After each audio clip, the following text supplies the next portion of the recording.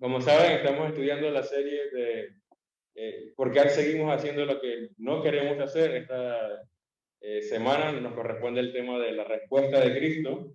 Antes de empezar, también quisiera decirles que si alguno tiene un comentario, si alguno, o sea, mediante estemos pasando por la clase, si alguno quiere decir algo, puede levantar la mano. No se limiten a esperar que yo lo diga, que yo diga que si alguno tiene un comentario, porque se me puede pasar o se me puede olvidar. Y entonces también es bueno escuchar las opiniones y el pensar de algunos de los hermanos. Así que si alguno quiere hablar mientras pasa la clase, ya esto pueden hacerlo. Vamos a leer, bueno, el pasaje que tenemos para esta serie de clases es Romanos capítulo 7, versículo 15 al 25. Yo quisiera, digamos que pasarme un poco más en los versículos 24 y 25, si podemos leerlos. Romanos capítulo 7, versículo 15, 24 y 25.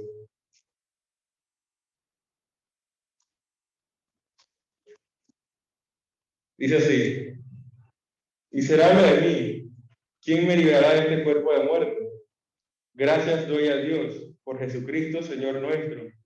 Así que yo mismo con la mente sirvo a la ley de Dios, mas con la carne a la ley del pecado.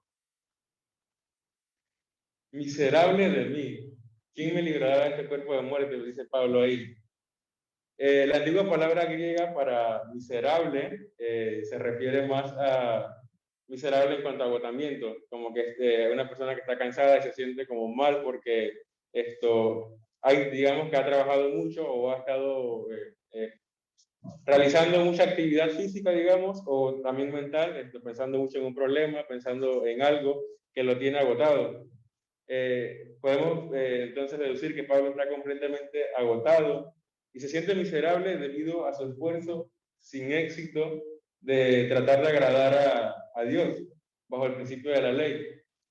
Está cansado de querer dejar de hacer lo que no quiere, está cansado de estar luchando contra la carne.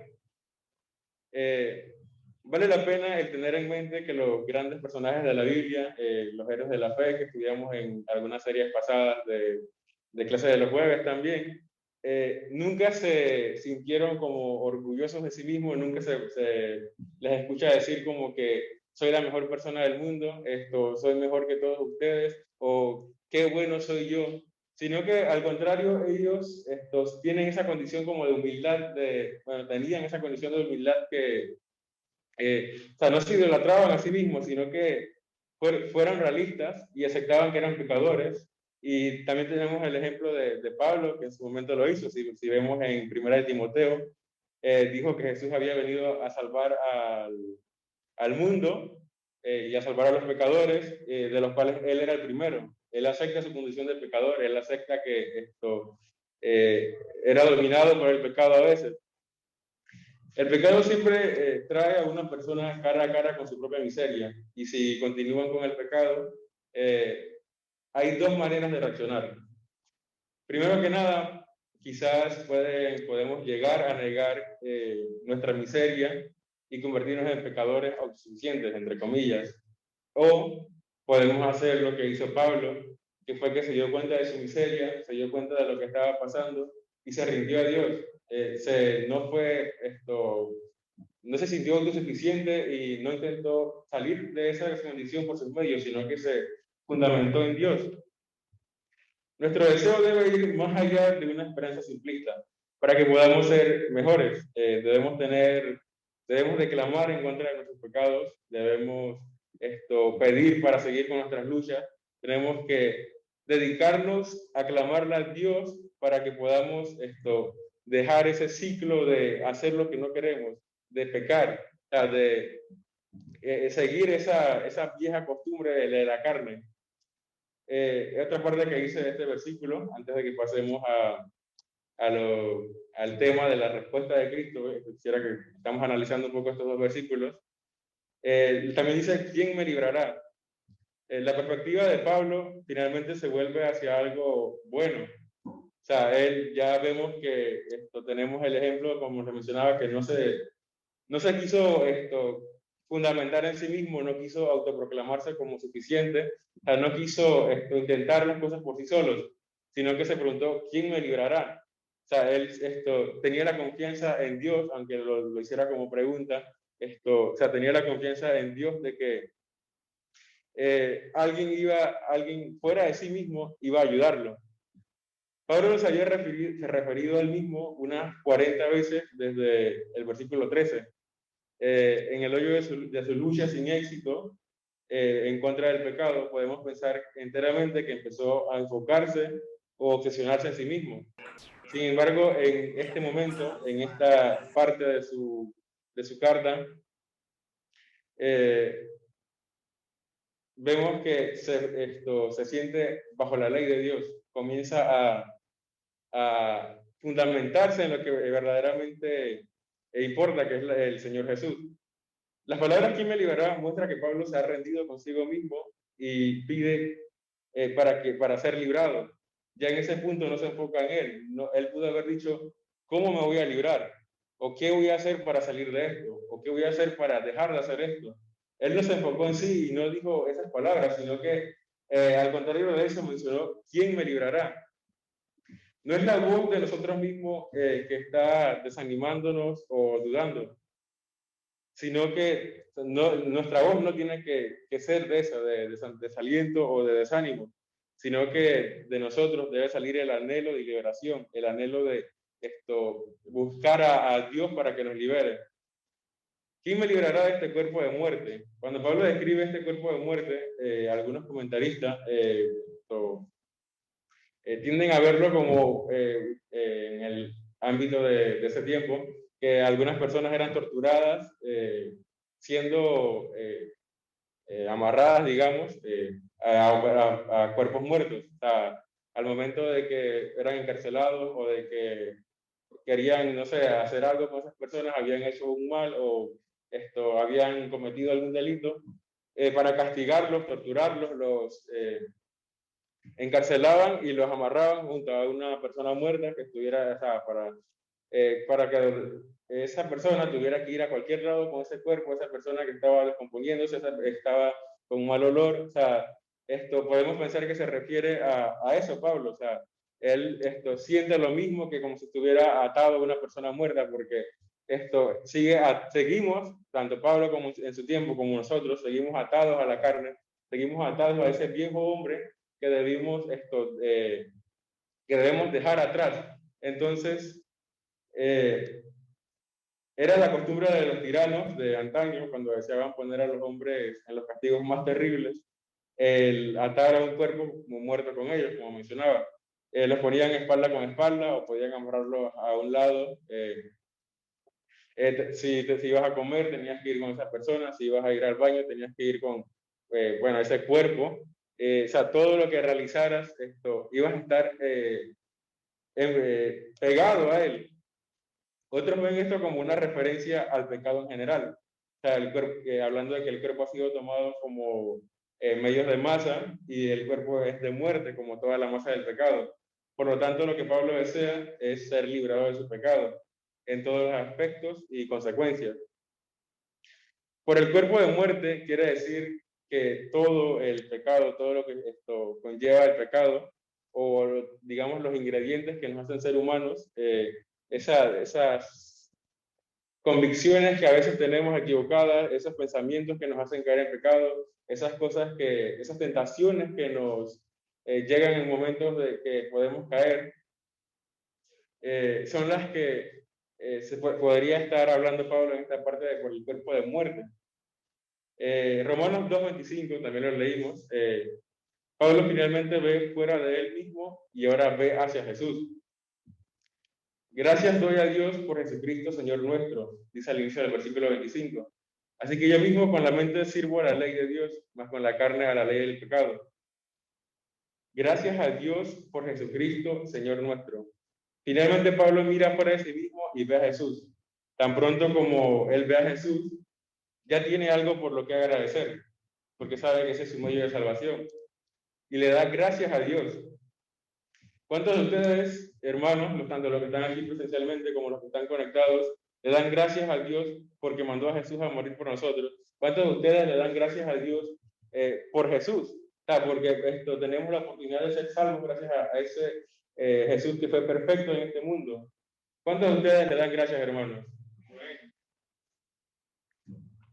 El significado que Pablo ve al mencionar de por, gracias a Dios por, le da gracias a Dios por Jesús, significa que Pablo ve a Jesús parado entre él y Dios, siendo Jesús el puente para salir de ese hoyo donde está, para salir de su miseria. Él ve a Jesús como ese puente para salir de ahí y llegar a Dios. Señor significa que Pablo ha puesto a Jesús en el lugar correcto. Lo ha puesto como amo y Señor de su vida. ¿Cuántos de ustedes han hecho eso, hermano? Así que yo mismo con la mente sirvo a la ley de Dios, más con la carne a la ley del pecado. Él reconoce el estado de la lucha, pero también da gracias a Dios por la victoria en Jesús. Pablo no pretende que al ver a Jesús se llevará las luchas. Jesús ora por nosotros, no en lugar de nosotros, en la batalla en contra del pecado. Jesús es una ayuda, o sea, no es como un carrito de carga que nos va a estar llevando, o sea, es una ayuda que tenemos. Podemos tomar el ejemplo de que quizás nos va a tomar de la mano y nos va a ayudar a salir de ese hoyo, y no nos va a bajar una cuerda y no nos va a subir él solo, sino que tenemos que nosotros también poner en nuestra parte. La gloriosa verdad permanece. Hay victoria en Jesús. Jesús no vino y murió solo para darnos más y mejores reglas, sino que para vivir en la victoria en Él con aquellos que creen. El mensaje del Evangelio es la victoria sobre el pecado, sobre el odio, sobre la muerte y sobre toda maldad. Mientras rendimos nuestras vidas a Jesús y dejamos que Él viva por nosotros. Si me acompañan en la lectura de Mateo 1:21, Mateo capítulo 1, versículo 21.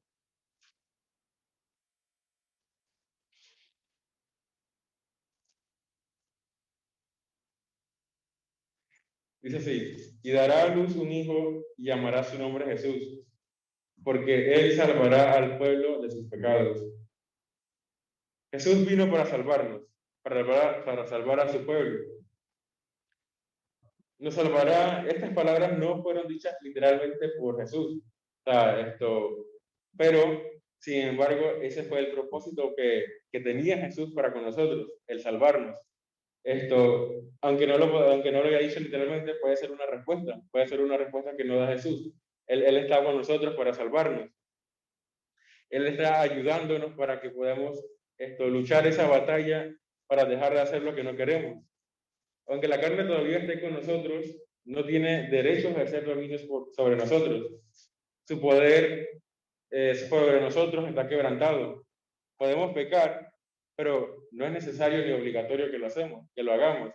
Sin embargo, esto es una decisión propia. Nosotros decidimos si queremos pecar o si queremos seguir a Cristo.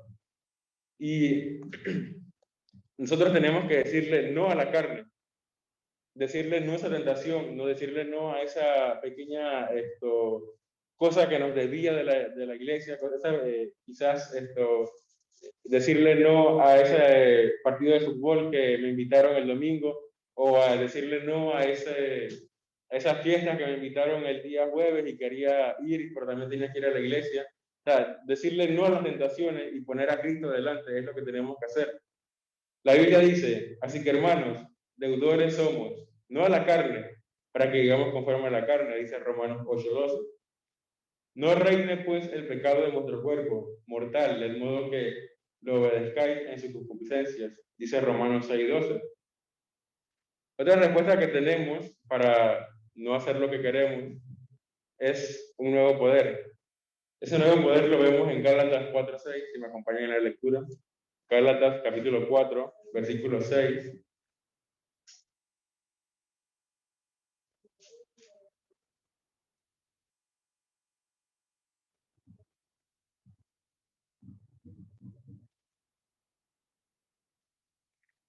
Y por cuanto sois hijos, Dios envió a vuestros corazones el espíritu de su Hijo, el cual clama: Abba, Padre.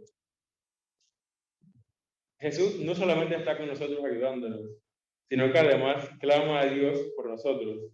Él es nuestro abogado frente a Dios. Él es el que nos ayuda a que tengamos esa comunión con Dios. Él es el puente que tenemos para comunicarnos con Dios. Quisiera también que me acompañaran en la lectura de Romanos capítulo 8, ahí mismo el siguiente capítulo del que tenemos de base para la serie, Romanos capítulo 8. Vamos a leer el versículo 1 al 19. Y quisiera que si lo pueden buscar los hermanos que están aquí presentes para que leamos un versículo cada uno. Igualmente los que están en sus hogares virtualmente o en otro lugar, búsquenlo también porque posiblemente no vayan a escuchar a los hermanos que están leyendo aquí en el local. Así que búsquenlo y síganos en la lectura. Voy a comenzar yo leyendo el primer versículo, luego el hermano Mario, luego el Randolph, el hermano Héctor, el hermano Mario, y así Aarón, y así vamos comenzando de la línea por acá y hacia ese lado. Así que voy a comenzar con el versículo 1, Romanos capítulo 8, versículo 1 al 19. Dice, ahora pues, ninguna condenación hay para los que están en Cristo Jesús, los que no andan conforme a la carne, sino conforme al Espíritu. Porque la ley del Espíritu de vida en Cristo Jesús me ha librado de la ley del pecado y de la muerte. Sí. Porque lo que era imposible para la ley, por cuanto era débil por la carne, Dios, enviando a su Hijo en semejanza de carne de pecado, y a causa del pecado, condenó al pecado en la carne, para que la justicia de la ley se exprese en nosotros. Y no andamos con la carne, sino con el Espíritu. Porque los que son de la carne piensan en las cosas de la carne, los que son del Espíritu en las cosas del Espíritu. Porque el ocuparse de la carne es muerte, pero el ocuparse del Espíritu es vida. Por cuando los designios de la carne son enemistades contra Dios, porque no se sujetan a la ley de Dios, ni tampoco pueden. Y los que viven según la carne no pueden agradar a Dios. Mas vosotros no vivís según la carne, según el Espíritu. Si es el que el Espíritu de Dios mora en vosotros, alguno no tiene el Espíritu de Dios. El Espíritu está en vosotros. El cuerpo en verdad está muerto a causa del pecado, mas el Espíritu vive a causa de la justicia. Si el Espíritu de aquel que levantó a Jesús mora en vosotros, el que levantó de los muertos a Cristo Jesús vivificará también vuestros cuerpos mortales, el Espíritu que mora en vosotros. Así que hermanos, deudores somos, no la carne, para que vivamos conforme a la carne, porque si vivís conforme a la carne, moriréis. Mas si por el Espíritu hacéis morir las obras de la carne, viviréis. Porque todos los que son guiados por el Espíritu de Dios, estos son hijos de Dios. Pues no habéis recibido el espíritu de esclavitud para estar otra vez en temor, sino que habéis recibido el espíritu de adopción, por el cual clamamos Abba Padre. El Espíritu mismo da testimonio a nuestro espíritu de que somos hijos de Dios. Y si hijos, también herederos de Dios y coherederos con Cristo, si es que padecemos juntamente con Él, para que juntamente con Él seamos glorificados. Pues tengo por cierto que las aflicciones del tiempo presente no son comparables con la gloria venidera que en nosotros ha de manifestarse. Porque el anhelo ardiente de la creación es el aguardar la manifestación de los hijos de Dios. Amén.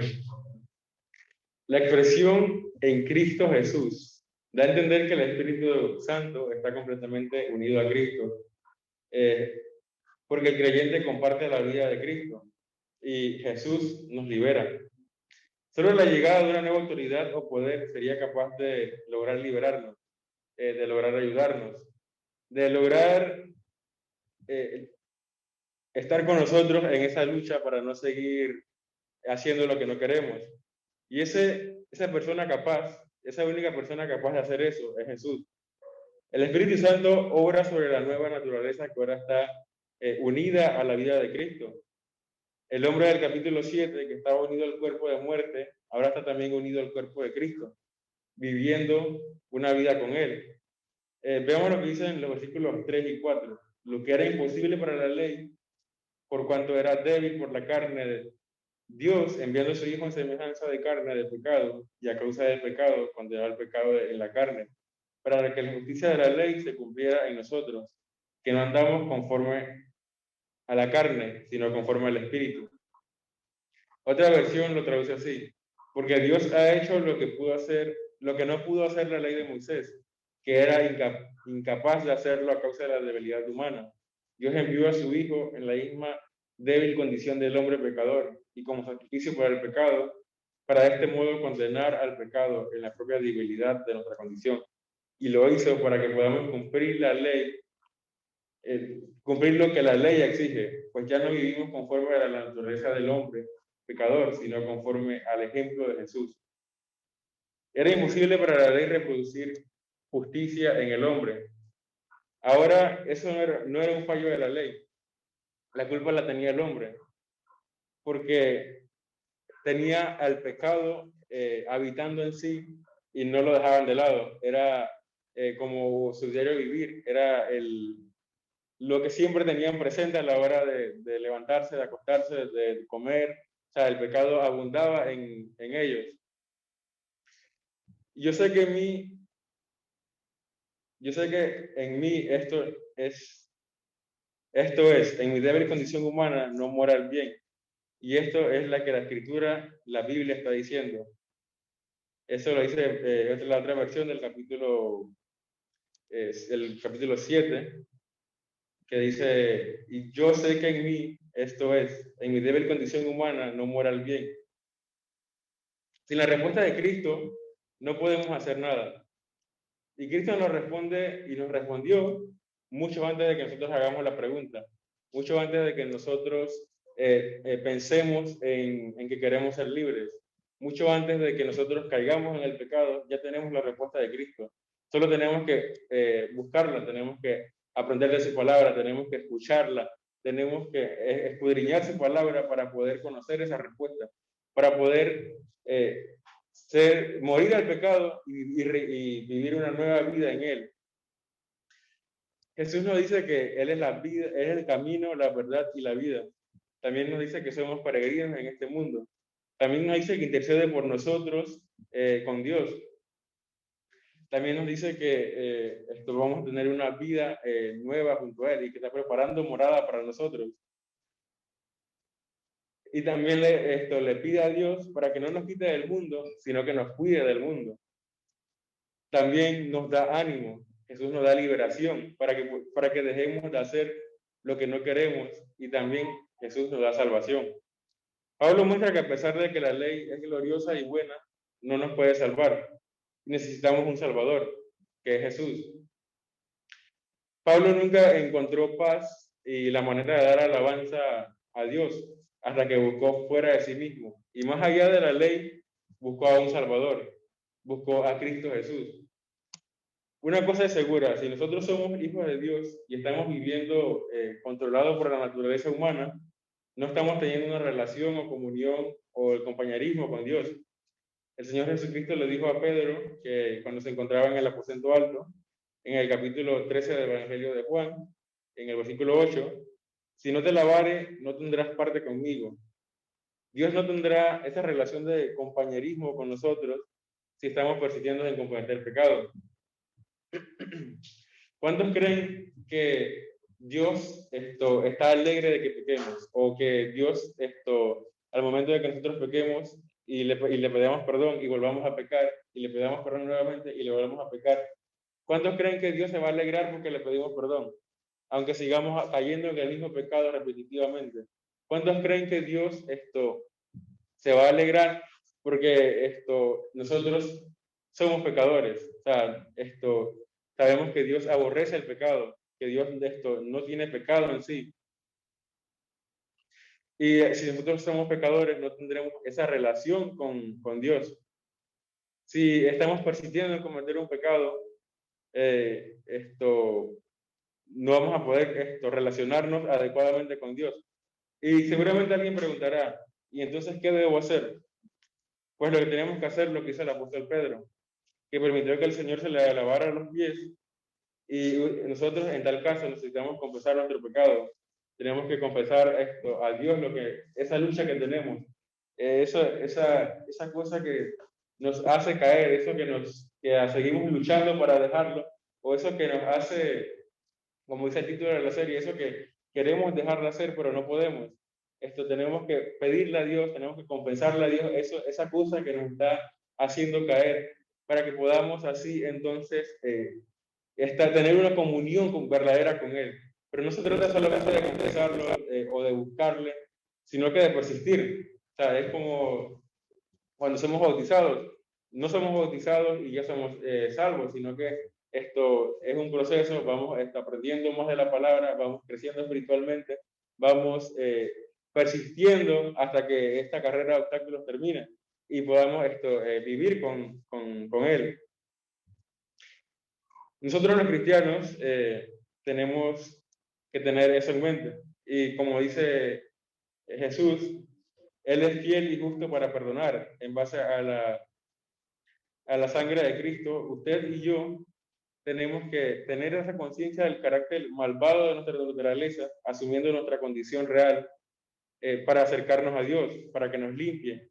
Y de esa manera disfrutaremos de una calidad de vida que es la que Dios quiere que vivamos en toda su plenitud. No sé, hermanos, si alguno tenía algún comentario o algo que decir.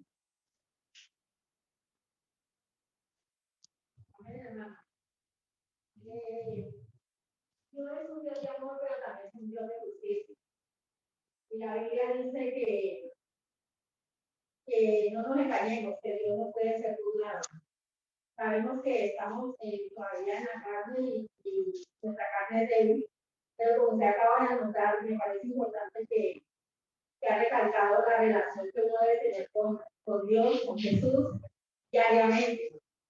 Cuando nosotros nos bautizamos, Él nos ha dejado el Espíritu Santo. Y muchos cristianos no hacemos uso del Espíritu Santo. O sea, tenemos la mirada de repente en las cosas hacia abajo que en las cosas de arriba. Y por eso es que debemos de alimentarnos continuamente de la palabra, para que cuando venga la tentación nosotros podamos atacar al enemigo con la palabra de Dios. Amén. Amén. La hermana Luz Helena nos hablaba de que Dios es un Dios de justicia, pero también esto es un Dios de amor, pero también un Dios de justicia, y tenemos que escudriñar su palabra para poder tener esa relación con Él. Y no sé si alguno más quería decir algo más. Bueno, quizás nosotros pensamos que el problema era que no sabíamos qué hacer para salvarnos a nosotros mismos, pero el verdadero problema es que no buscamos a quien debemos para salvarnos a nosotros. No buscamos donde verdaderamente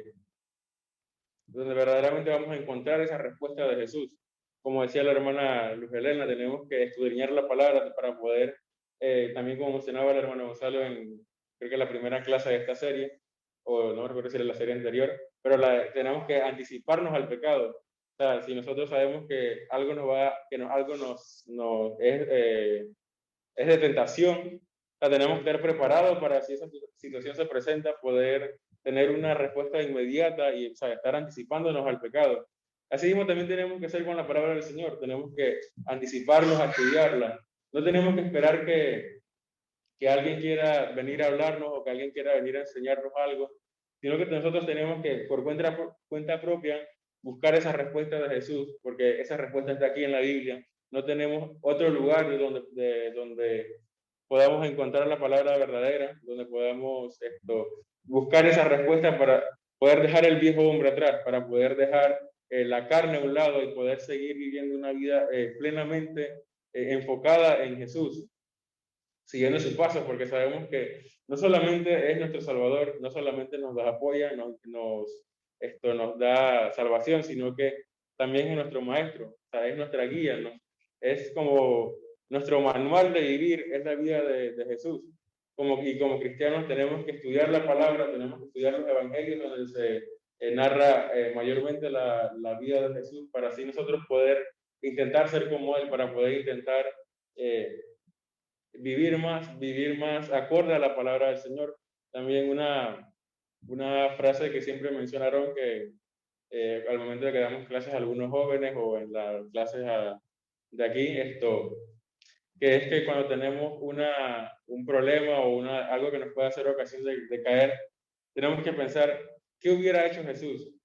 ¿Qué hubiera hecho Jesús si estuviera en esa situación que estamos nosotros? O sea, muchas veces vamos a encontrarnos con situaciones muy diferentes a las que pudiéramos, bueno, las que pudiera haber en tiempos anteriores, pero igualmente nosotros tenemos una conciencia, tenemos un discernimiento para saber qué es lo bueno y qué es lo malo, y podemos así al mismo hacer lo que hubiera hecho Jesús, y así mismo seguir su palabra y no dejar, que no sea ocasión de caer esa tentación que tenemos, ese problema, ese agotamiento que nos ha dejado el estar luchando constantemente con lo que no queremos hacer.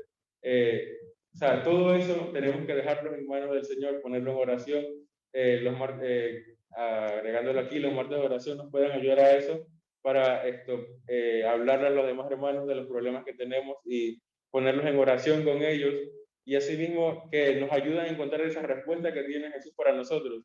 Quizás una palabra de ánimo, un consejo, cualquier cosa un versículo, aunque sea un versículo, si usted tiene algún hermano, conoce a un hermano que esté pasando un problema, déle un versículo, una palabra de ánimo para que esa persona también pueda encontrar la respuesta de Cristo. Si usted cree que usted la encontró, no seamos egoístas y no nos quedemos con las cosas para nosotros, así mismo como tenemos que compartir el Evangelio, compartamos esa respuesta que nos da Cristo, compartamos esa palabra de vida que va a salvar a más personas y va a hacer que el reino de Dios crezca.